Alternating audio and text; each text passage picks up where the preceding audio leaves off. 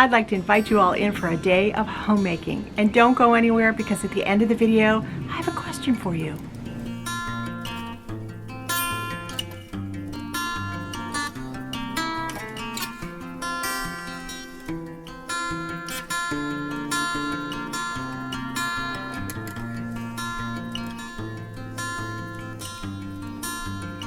Hi, I'm Darlene, and welcome back to Super at 60. I'm so happy to have you here today. I have so much on my plate, I really do.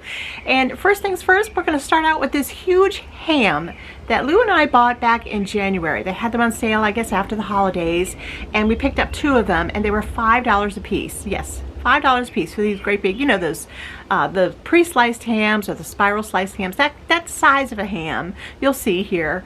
But these are not pre-sliced. I have to slice these myself. But for $5, so what?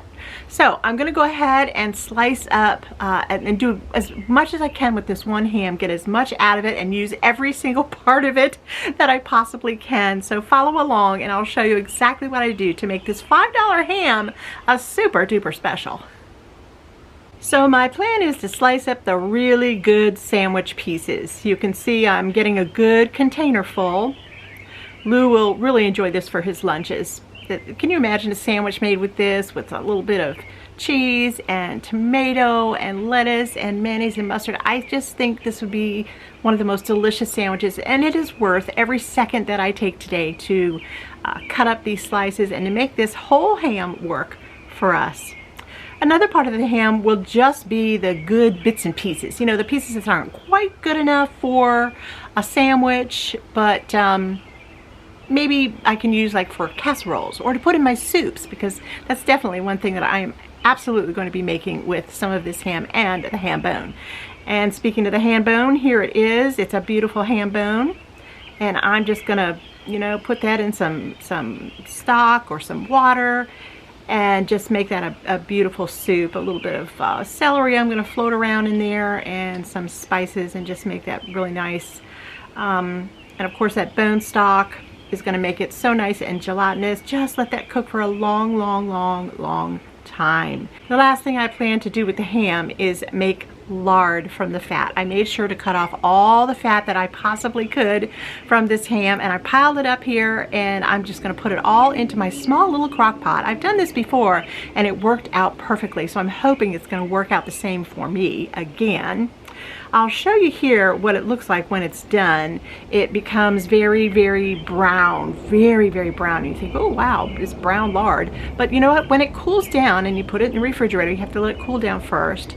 It turns white, or a creamy white. Sometimes it's whiter than other times. Mine may not be as white. I can tell by the darkness here, because I put a little bit more ham in there. There was more ham in there. And when there's more ham in there, you know, when you don't cut away enough ham, you sometimes get more of a pinky color or a brownish color to your lard. It's still delicious. I mean, it's absolutely delicious.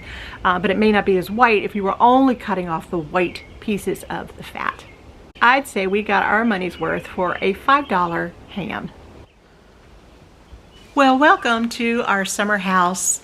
Oh, how we enjoy this room. Oh my goodness, all summer long into the early fall. It is just a lovely room to sit in and just have so much fun with friends and family. And today is a beautiful day, so I am going to try to tackle this room and get it nice and cleaned up. A screen porch is a wonderful thing, but it is also at times a very dirty thing. You really have to keep up with it. The wind blowing and the seasons changing, you have to keep up with it.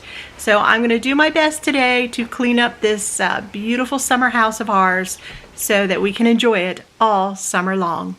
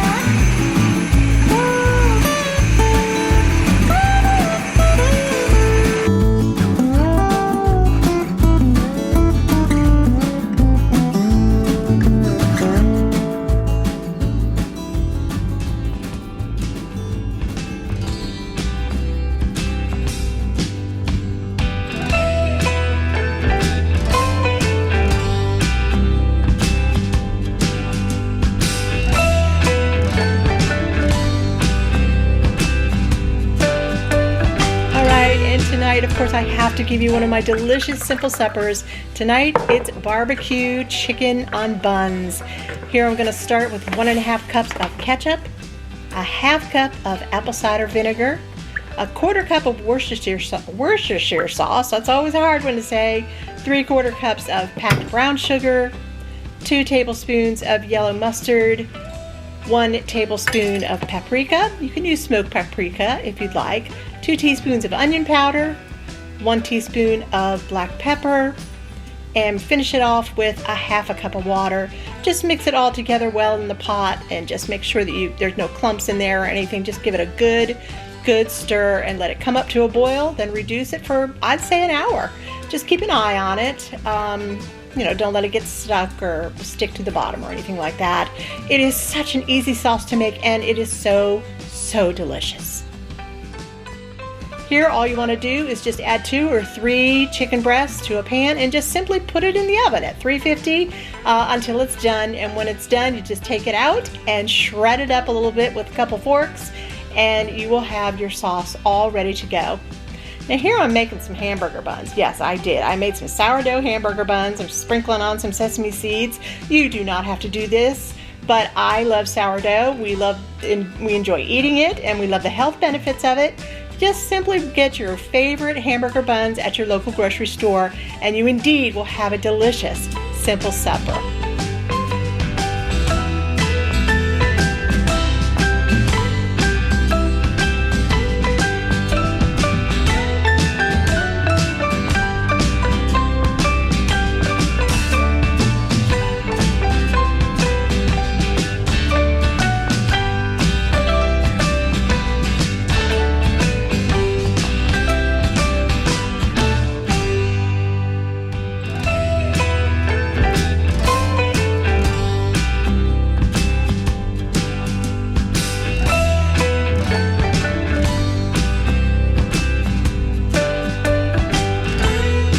Thank you so much for stopping by today at Super at 60. I'm absolutely exhausted.